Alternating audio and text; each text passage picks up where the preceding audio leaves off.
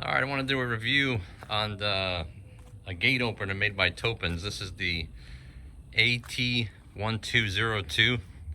It's probably definitely overkill for a vinyl fence. I think it says each actuator can hold up to 800 pounds. Just for peace of mind and just for a couple extra bucks, I just bought the biggest unit they had. Again, probably didn't need it, but it's doing a pretty good job so far. So not a lot of videos online about vinyl fences. Man, I could not find anything. Videos, documentation, anything about guys putting door openers on vinyl fence. All the manufacturers, no matter who you talk to, Ghost, even Topens will say it, Mighty Mule, Liftmaster, whoever, will tell you that all their openers are not recommended for solid panel gates. So as soon as you start inquiring about it, they'll kind of shut the door on you. And tell you that it's not made for that. But I mean, obviously for obvious reasons, right? I mean, the solid panel gate acts like a sail, but I've had no issues so far. It's been up for about 3 weeks, so hopefully this video helps somebody, give you some ideas on how to mount these openers to vinyl gate or any probably any solid panel gates for that matter. The only thing that I had to do really is, and I'll show you some pictures here, is I did have to fabricate these brackets. I just got some 1/4-inch aluminum, you know, just drilled holes around the edges to bolt into the post because the offset.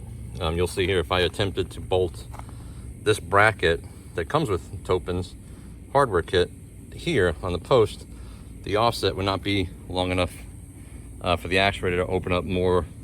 Well, it won't even be enough for the actuator to open at 9 degrees, let alone 95, 97, or even 104. And those instructions, those measurements are in the instructions, and you'll see what they're talking about. They give you a distance from hinge horizontally, and then they give you a distance from mounting out to pivot point, and those measurements need to be considered when you install it. That was probably the most difficult thing, to be honest with you, other than trying to get the automatic lock to work, but there's a separate video for that. Just check out AT24. It's got to mess with your soft close functions, but I won't get into that.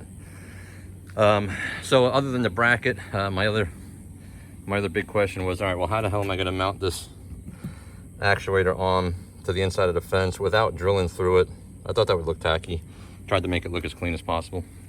And this is actually PVC molding. Buy that at Home Depot or Lowe's. This comes in a sheet. This 1/4-inch stuff, this 1x stuff comes in like 1x4 sticks, you know, 8 foot long, 10 foot long, whatever. Cuts beautiful with a table saw, with a chop saw, with a nice blade. Painted it, and then behind it, what I did is obviously I screwed it in from behind with stainless steel screws and liquid nails to hold this board to this board. Then once that's settled, I just jigged out the screw holes and screwed it into this with some self tappers, along with the same type of 3M tape that you would find that holds car emblems onto automobiles. 2 long strips. Stuck it on there, screwed it in, ain't going nowhere. And then obviously screwed the bracket in with some screws. You know, this here again, that's for the gate lock, but made that bracket out of some 1/16 inch aluminum. And again here on the other side, and then you know this is something to consider too, because when I was talking to the fence installer, he mentioned that, you know, well, you got to drill all the way through. You know, there is an H channel. There's a reinforced aluminum 16th inch thick H channel. So there's a panel aluminum here this way. There's a channel that goes this way, and on the other side there's another one. So it's an H, right? So there's solid aluminum on both faces. And he said, you know, you got to drill through that. You got to get a 6/6 bolt, put a washer on the other side, lock nut and a nut. But you know, then you see that on the other side of the post. So I opted to go a different route. I opted to use what they use inside for construction. And can't think of the name of it. I'll put it in the video when it comes to me. But it basically holds up, you know, like 800 pounds in block. And so this is backed up against 16-inch solid aluminum and the PVC. It's like a toggle bolt, but it's a snap toggle. That's what it's called, snap toggle. And this is just a 1/4-inch grade 8 bolt. You drill a 1.5 inch hole, fold the toggle, stick it in there, pull on it. It expands, and then put your bolt in it. And this thing, I mean, like I said, this thing ain't going anywhere. I thought it was just a lot cleaner of an install. Then ran the power wires, back to the control box. You know, the only thing I didn't like about this unit, well, I don't know if I don't like it or like it. It comes with a really cheap control box. As a matter of fact, it says in the instructions to mount the weatherproof control box in a weatherproof control box, or weatherproof NEMA box or junction box. So I did that, mostly because I didn't want the control box anywhere near the setup on the fence. I wanted this to be as clean as possible. So I ran the control box, and you can buy extension wire on Amazon. So, you know, ran the electric over up to an outlet. If I want to work on it, I just unplug it. You can put a switch on it if you're more OCD than I am.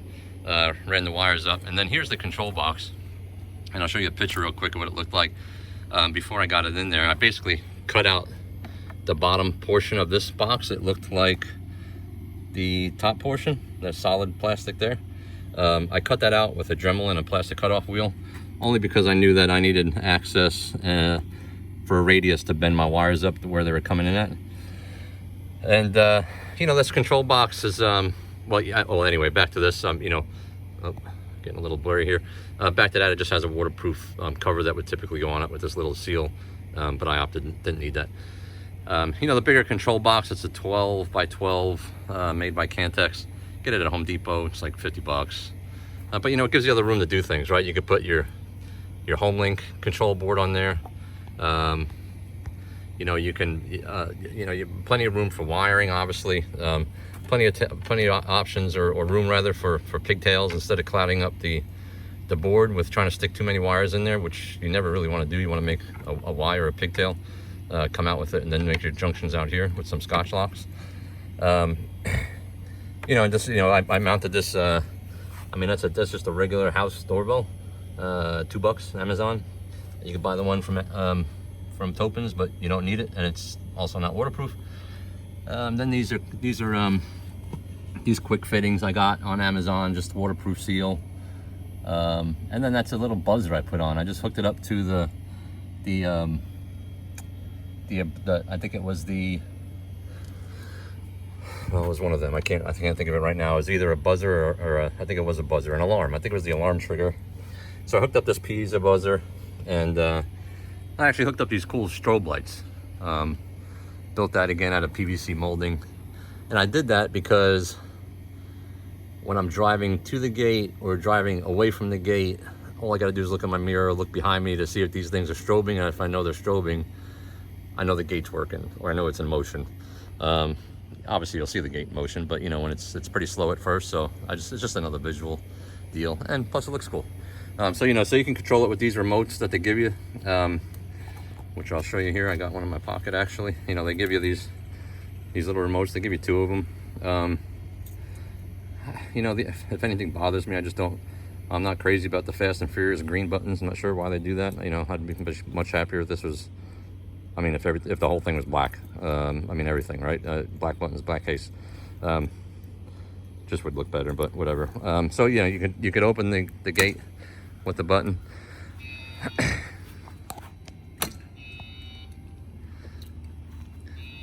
You know, and you heard the lock unlock, and obviously one gate's got to open before the other one.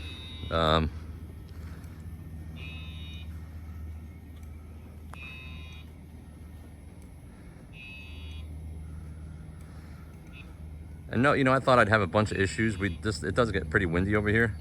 And that's also another reason why I bought the lock, was, you know, if that wind pushes up against the gate when it's closed, that lock kind of keeps it in place, doesn't put any strain on the actuators. But you know, I thought that I'd have to drop these rods when the gate was open, but man, I tell you, I haven't had any issues at all. I don't know if it's because I opted for the heavier duty arms, but I haven't had any issues with this. I've kept it open when I'm mowing the lawn. No issues with them trying to close or putting excess force on the actuators, so pretty happy about that. And then so you can kind of see my strobes up here. You can hear the buzzer.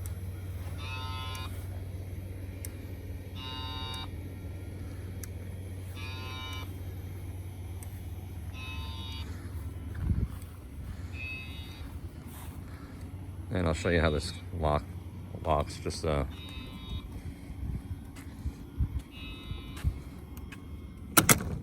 right, and then it's not going anywhere. Then, you know, programming the remote's pretty cool. I mean, other than the green button, super simple to program. This one has not been programmed yet. I don't know why my phone keeps going blurry, but this one has not been programmed yet.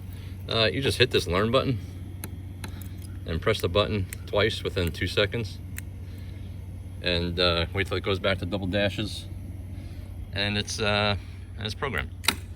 Simple as that. Can't get any easier. So anyway, yeah, man. I mean, you know, $500-600 bucks. I think it was $600. Obviously, you'll spend a little bit more money, you know, getting the peripherals, but I kind of like that because they don't limit the kit to a specific install situation. You kind of get the base kit, what's the necessities, and you can kind of buy all this extra stuff to make it look like you want it to look. So what money well spent. And I will tell you one thing, the customer service, Shelly, top notch, man. I don't even know anybody in the States that has best customer service.